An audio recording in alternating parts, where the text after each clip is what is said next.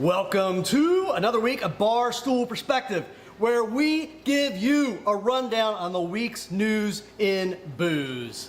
I, of course, am usually here with Brett Coleman Baker, but Brett last week was picked up by ICE and is currently in Alligator Alcatraz. I'm filling in some of the blanks there, but I think that's what happened because I can't imagine that anybody voluntarily went to Florida in August. Our first story this week, you've probably heard other places already, but I'm going to give you some additional stats. Drinking hits an all-time low. Statistically speaking, I think drinking reached an all-time low during my freshman year in college. Socially, statistically, it's down to 54% of Americans reporting that they consume alcohol at all. To put that in some context, we've stayed from the 90s to 2023. We never went below 60% of Americans reporting that they drink some amount of alcohol. So this is a pretty precipitous drop to 54% just since 2023. We're also seeing a decline on how much people who do drink actually drink, and an increased number of people who believe that consuming any amount of alcohol is bad for you. That's up to 53%. And people who are they are reporting drinking 2.8 drinks per week, which seems very specific. And you know, I always question these numbers because every time you go to the doctor, your doctor asks you, like, how much are you drinking? And I don't know that any of us tell the truth about that. I personally only cop to the number of drinks that my doctor could see absolute visual proof of if he were to watch this show. But on average, Americans who drink say they're drinking 2.8 drinks per week, and that is down from 4. Also, a few more stats that aren't really shocking, but the proportionality of it I think is sort of interesting.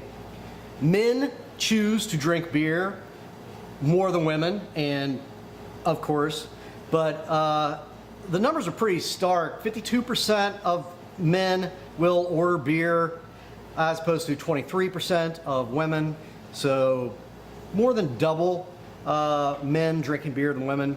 Women are also more likely to drink wine. 44% of women will order wine when ordering a drink, as opposed to 14% of men. Interestingly, men and women are about equally likely to order liquor these days, between about 29 to 32% of both. And there's some differences in ages. People over the age of 55 are more likely to choose beer. Gen Z is the least likely age group to order wine. If you think that drinking out has gotten more expensive, you are correct. And if you feel like it's gotten disproportionately more expensive than everything else, you are still correct. Year over year, inflation is up 2.7%, and definitely climbing soon. But the cost of drinking out is up 3.4%, so meaningfully more than inflation in general. And if you factor in the combination of eating out and drinking out, so going to a restaurant and eating and drinking, or bar and eating and drinking, that's up 3.9%. So it's not just in your head. Inflation at bars and restaurants is in fact meaningfully worse than inflation is for everything else so far. Give it a couple months. Globally, the cost of drinking out may have something to do with how seemingly dangerous it is to be a server in the UK. A new study out of Britain shows that Britain's hospitality sector suffers more workplace injuries than any other industry in Britain. So apparently being a bartender in England is more dangerous than working in an iron smelter. Most of these injuries are slip and fall injuries, kind of standard stuff, you know, bars, restaurants, there's always something on the floor.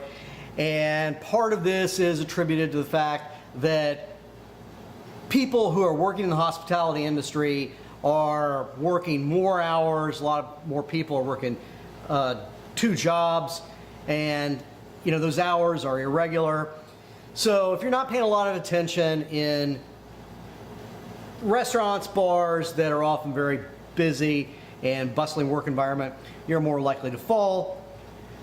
But what is interesting about these stats, aside from being a server being the most dangerous thing you can do in Britain apparently, is that some of these injuries are coming from crime.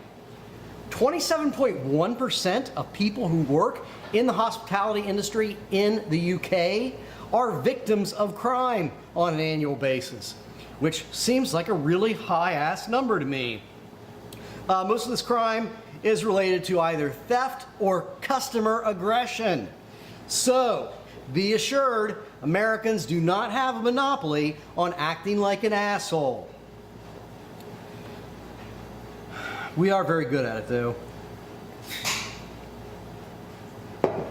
Trump's tariffs are succeeding in boosting industry, provided that you are limiting that analysis to the Canadian alcohol manufacturing industry. It's doing good things for those guys. Canadians are, as we have discussed multiple times, boycotting American liquors and wines. And in Canada, provinces are, I don't know if it's entirely, I think it's every province up there, but I'm no expert on Canadian liquor law. But provinces tend to be like state-controlled stores here in the United States, where some states, the only people who sell liquor are liquor stores that are owned by the state, owned and regulated by the state itself. Owned by the state itself, they're all regulated by the state. So some entire provinces in Canada are boycotting American alcohol, meaning you can't get it in any store in those provinces, any American alcohols. And that has resulted in American spirit sales being down 62% in Canada and wine sales being down 67% in Canada. The only reason it's not worse than that is that some provinces are continuing to sell American alcohol. Alberta is selling it. Ontario is not. And just the damage from Ontario is pretty significant. Ontario's most populated province in Canada has 688 province-run liquor stores. And between those 688 liquor stores, Ontario typically sells $700 million worth of U.S. spirits and wine every year. It is now selling not 1 penny of American spirits or wine. And even when American spirits and wine are available in some provinces, Canadians individually are boycotting a lot of things made in America. All this has a lot of ramifications. Some of them I just mentioned. It's just direct out-of-pocket profit losses. And it's hitting some industries particularly hard. The Kentucky bourbon industry is really being shellacked by this because Canada is a major and significant source of retail sales for Kentucky bourbon. Wine is getting hit really bad. The Wine Institute, which is California-based, a group that represents wineries, estimates that in the past 6 months, California wineries, U.S. wineries overall, not just California, U.S. wineries have lost more than $173 million as a result of Canadian boycotts of American wine as a result of the Cheeto and the White House being an imbecile. In 2024, Canada comprised 35% of all U.S. wine exports. It is by far and away the largest export market for American wineries. And the Wine Institute chief executive points out that this isn't just a problem of short-term immediate diminished sales. That's a serious problem. But it also has to do with the fact that it takes a long time to produce a bottle of wine, from cultivating vineyards, growing grapes, expanding your fields, then harvesting, making, etc. So it's not something that you can just turn on and off overnight. And a lot of the relationships that have been built with exporting, particularly California wines and Northwest wines to Canada, those relationships have all really been shattered. So it's going to take a long time, even if the immediate damage is corrected and this tariff nonsense is declared unconstitutional, as it is, if we still have a legitimate court left anywhere. You're still going to have years of damage that's done to the wine industry. And the same thing is happening to the distilling industry as well. I mean, yeah, it's going to be great if you can just sell Kentucky bourbons there again. But as a Baltimore-based distillery points out, Sagamore Spirits, I've never heard of them. They're out of Baltimore. They, so far this year, have lost $2 million as a result of not being able to export to Canada. But they point out that there's the bigger problem that it can take up to 3 years to get a particular liquor approved for distribution and retail sales in Canada. So once you're off the shelves there and you as a distillery are continuing to make new products, you're going to have that whole backup of timeline of being able to sell your brands in Canada, even if they stop boycotting American liquor in general.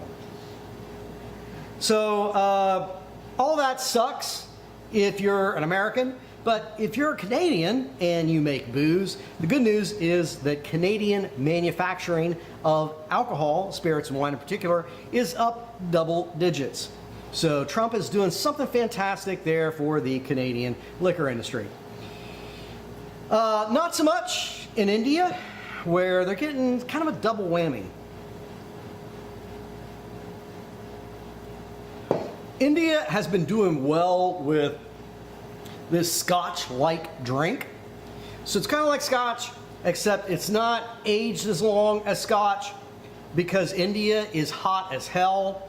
So if you aged it as long as Scotch, you would lose too much to evaporation.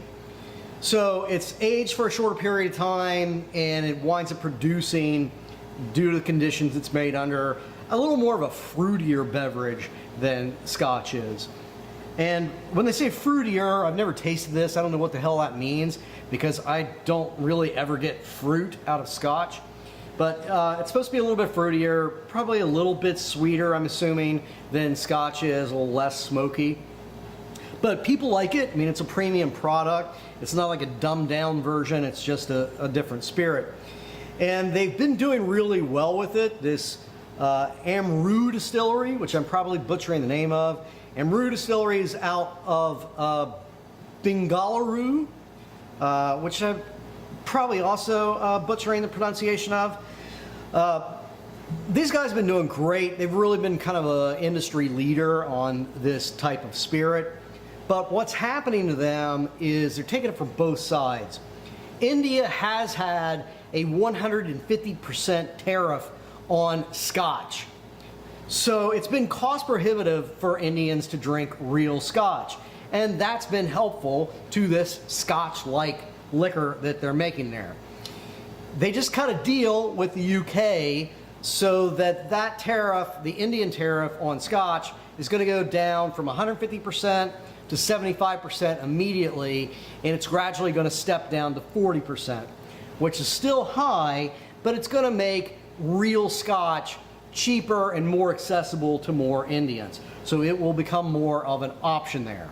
Simultaneously, Trump has arbitrarily slapped a 50% tariff on Indian goods here in the US, which means that this Indian spirit is cost prohibitive here in the United States.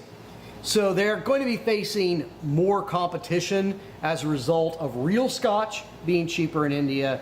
They're also not going to be able to break into the United States market because of these 50% tariffs that are being slapped on anything coming from India here in the US.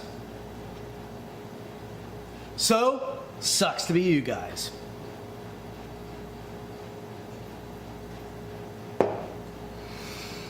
Ukraine has been affecting booze in several ways.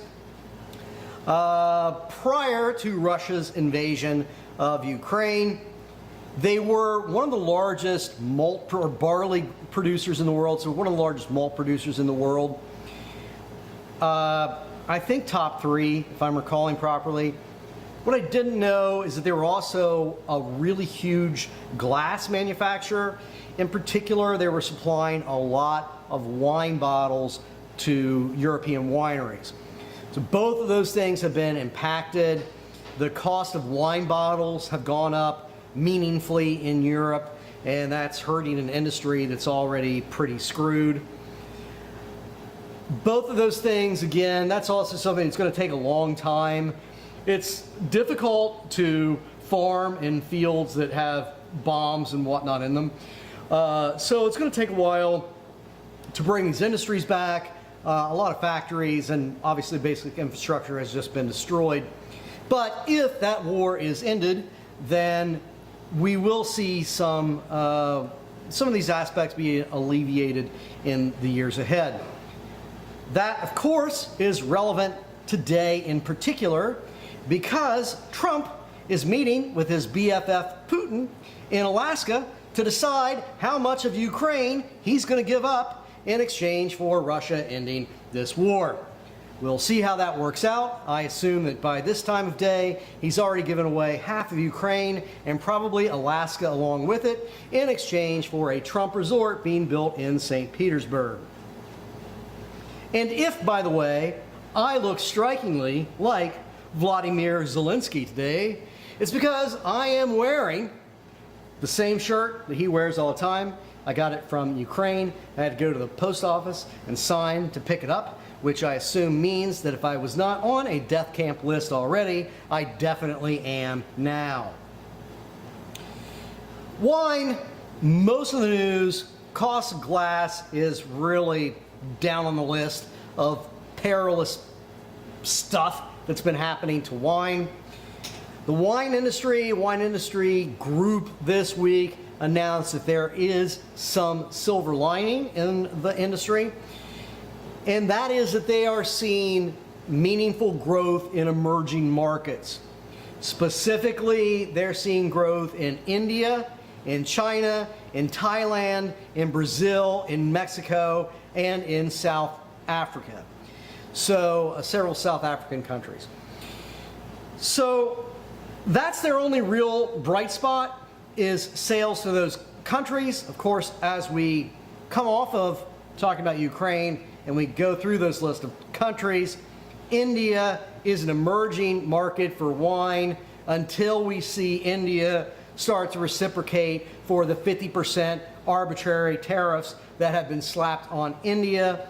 China, we have no idea what that tariff situation is going to look like or what retaliation is going to look like. Thailand, because apparently you can invade whoever the hell you want anymore, is almost certainly going to see somebody wreck that economy sometime soon. Brazil, we've also slapped, I think, a 50% at least tariff on. And Brazil's been a real stronghold both for wine and AB InBev and Heineken. Heineken, who really cares about AB InBev, might see some real ramifications to any sort of reciprocation that comes to those tariffs on Brazil. And Mexico, of that entire list, I think the only countries that we are not currently dicking with hard are the ones in South Africa.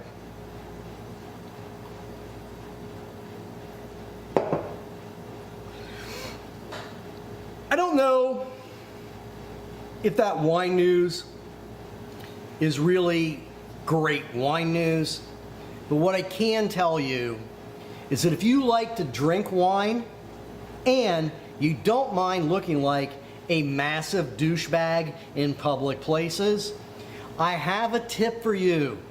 And this is coming from influencers who are breaking the internet with the news that Olive Garden restaurants will serve you a sample of wine for 25 cents.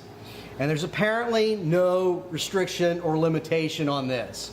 So if you're a dick, you can go to an Olive Garden and you can repeatedly order samples of 1 ounce samples of wine for 25 cents and just continue to do that.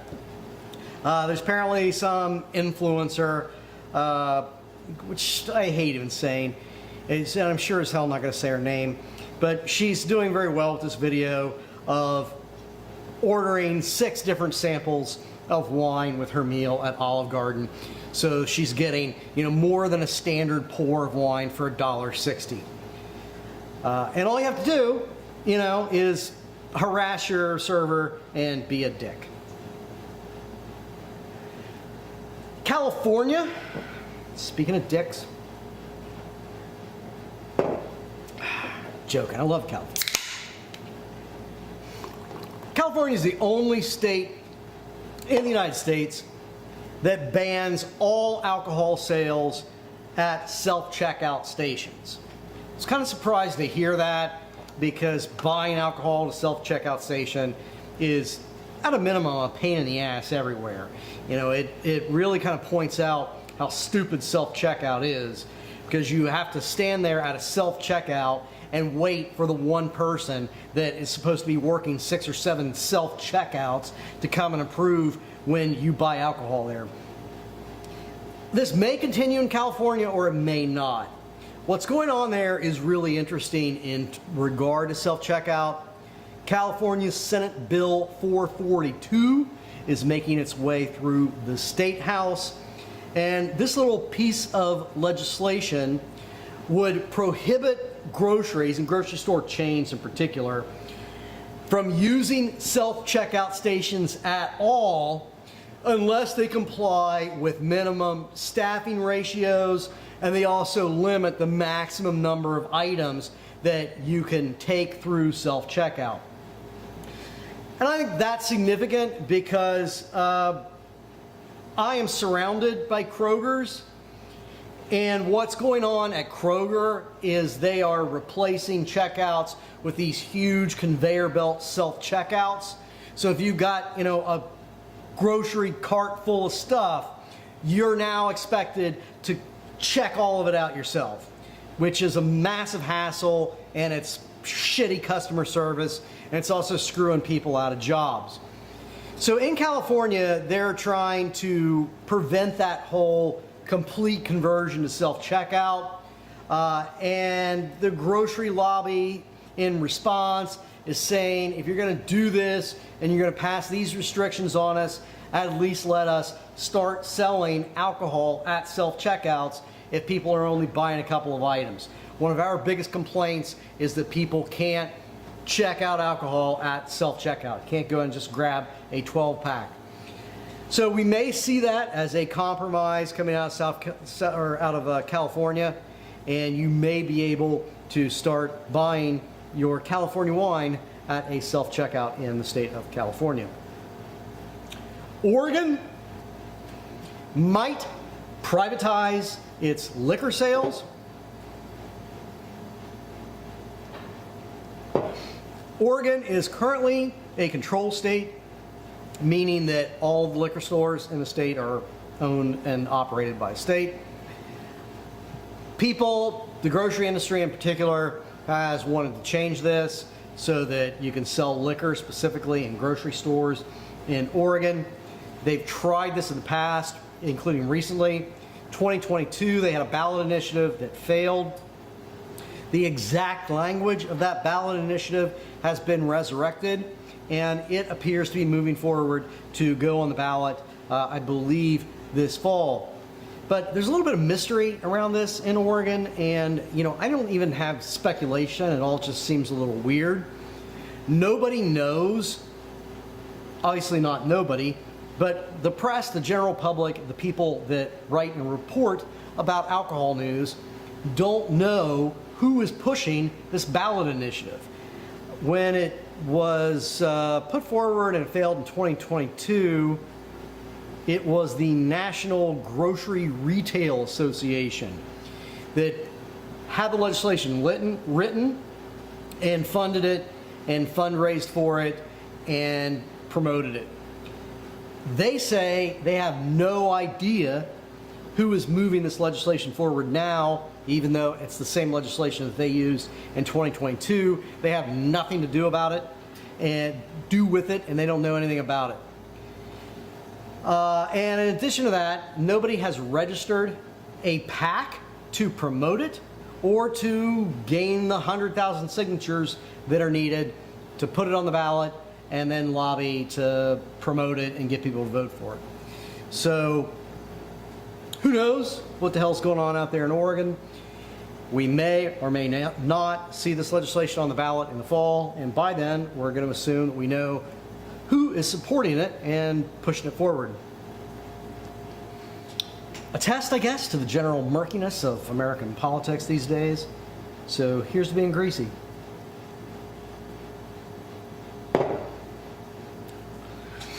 If you want to avoid all of this nonsense and avoid checking out in general, you are not alone. Talked about this in the past, but an increasing number of people are ordering all of their groceries online. Year over year, that number is now up 26%, are buying all of their groceries online. So huge jump in a period of a year, and definitely part of a growing trend.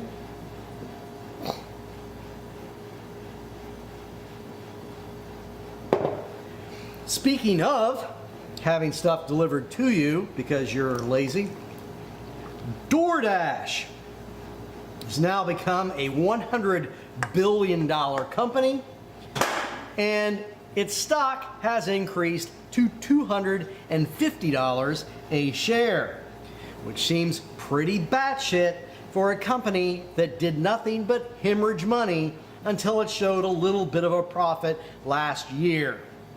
However, people are looking at what's going on with DoorDash. Now controls 2/3 of all the home restaurant delivery business in the United States. It has absolutely shellacked Uber Eats and Grubhub, eating their lunch, pun intended. But more than that, they've done a couple of interesting things in the past year.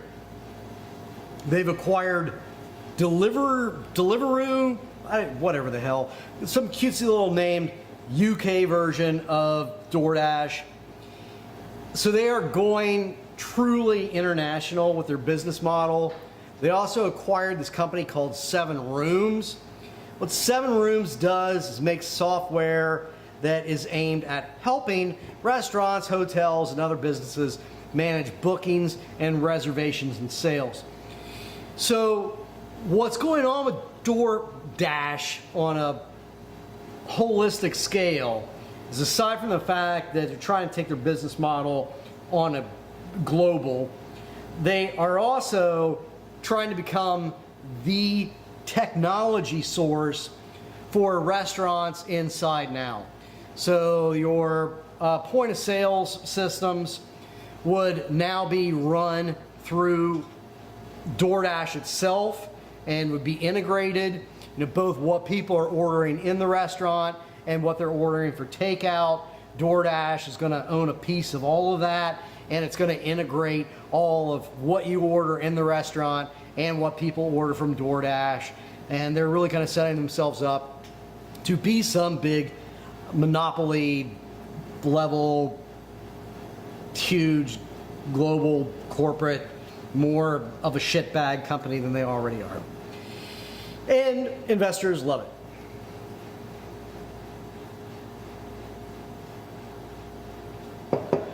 The last piece of investor news today involves Tilray. And I want to leave you on a nice, sunshiny little story.